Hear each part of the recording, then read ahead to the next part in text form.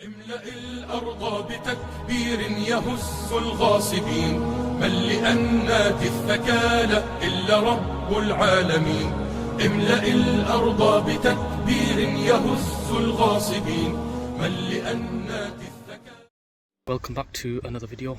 Just a recap of where we're up to. So I've done a video about your intention, your niyyah, managing your time effectively, and now just something else that's equally important, but making sure that we take care of our body in terms of a physical sense. So physical health and wellness isn't just about looking good or keeping fit.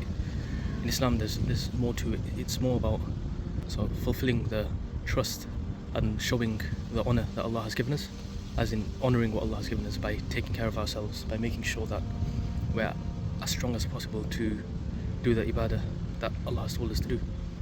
Now we need to build healthy habits. We need to find a routine which works for us so that we can maintain ourselves and we can be the best Muslims that we can.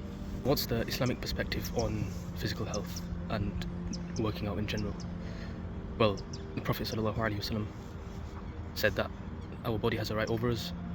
There's many examples and stories from the Prophet ﷺ, from the Sahaba, which shows that they were looking after themselves. They worked out, they ate healthy, and they made sure that their body was in the best shape possible in order to fight for Islam, in order to make sure that they took care of the family, took care of their responsibilities, and overall fulfilling and honouring the trust that Allah put in our hands. I'm going to break this down into three main pillars. The first is exercise, the second is diet and nutrition, and the third is recovery and rest. So the first one, exercise. The Prophet ﷺ, we have examples of a hadith where he exercised, he did archery, he rode horses, swimming was encouraged. There's examples of him running, wrestling, and all sorts. There's also narrations where the Sahaba say his chest was in line with his stomach, as in he didn't have a big belly.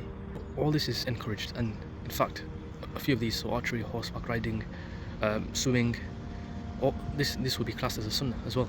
So when you do all this, you have to have the intention. So going back to the first video, you have the intention of following the sunnah, of fulfilling the trust of Allah, and you will be rewarded for it as well. Exercising doesn't have to be so intense as most people think. It can be as simple as going for a walk, a few thousand steps a day, or you can go to the gym, go all out, lift heavy. You can stay at home. If you've got some dumbbells, use that. There's all sorts, but as long as you keep moving your body, you keep making sure that it's in the best shape possible. Use your time wisely. So if you don't have much time in the day, then do what you can, but it's even 15 minutes to half an hour is enough to be able to keep your body healthy.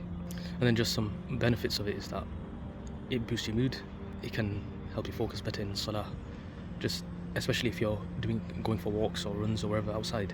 Then just having that, being part of nature for a while, seeing the greenery, the trees, being in quiet areas, and then walking through there or wherever it is, spending some time in nature, that all helps boost your concentration, increases your iman, ponder over the creation of Allah.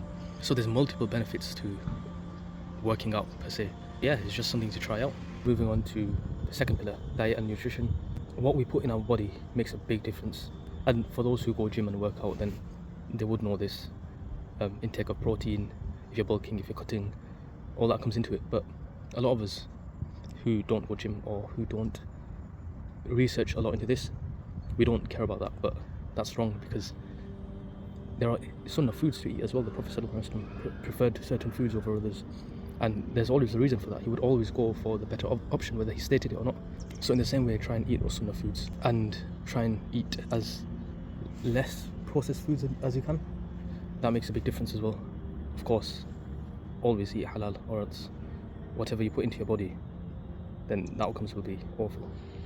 And just on the back of this, there's a hadith in Tirmidhi, I believe, where the Prophet ﷺ says that the son of Adam does not fill a vessel worse than his stomach, and a few morsels, a few bites of food is enough to keep him upright, and it's sufficient for him, or along those lines. clearly this shows us that eat in moderation, do everything in moderation. Make sure what you take in is pure, fresh, it's halal, it's of nutritional value, and just following all this with the intention that you're following the sunnah, with the intention that you're making sure you're honouring the trust of Allah, then it brings barakah in everything. And the third pillar is rest and recovery. What we tend to do is just rest and recover without actually working out or following the rest of the steps, and it's very easy to get caught up in the world of social media and scrolling on your phones, having late nights, because you intend to go to bed, and I'm sure we've all done this. You intend to go to bed and you end up just taking out your phone and you just keep scrolling and whatnot. It's very easy to lose focus, especially you think that you're relaxing, you're in bed, but your body actually needs that time to shut down and start repairing itself, start making improvements. It needs to shut down and focus on certain things and avoid doing certain things. So make sure you don't eat late, or else your body would focus on digestion rather than repairing and building muscle. You have to rest your brain, so rest your eyes. Consuming content late at night, being on your phone or things like that, it keeps your brain working, keeps your brain moving unnecessarily, and that's an issue, because your brain needs that rest as well, so that it can focus better throughout the day, it can perform better. And then there's another sunnah of the Prophet ﷺ where he would take naps during the early afternoon. Of course, there's many benefits to this, but we can incorporate it. Just 20 to 30 minute naps, and you can feel the difference. You get a lot of energy from it. It's a way for your body to recover halfway through the day. So something for you to take away now is make sure you make exercise a part of your routine. 15 to 20 minutes minimum a day. Physical activity, go for a walk, go for a run, go to the gym, and maybe have a friend keep you in check and you keep them in check as well, so you're both improving and you've got someone to hold you accountable for improving yourself. Maybe join a community if there is one.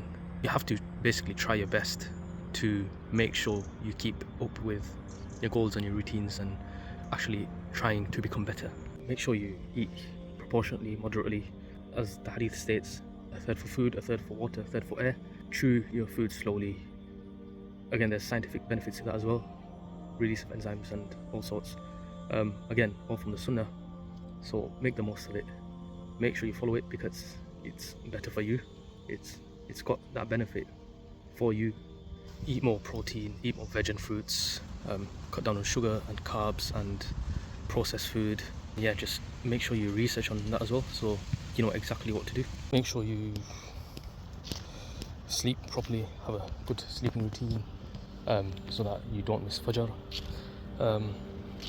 Try and avoid going on the phone before bed, and I'd say even reading directly before bed as well, just so you don't have so much going on in your mind. Storybooks and things like that, fictional books.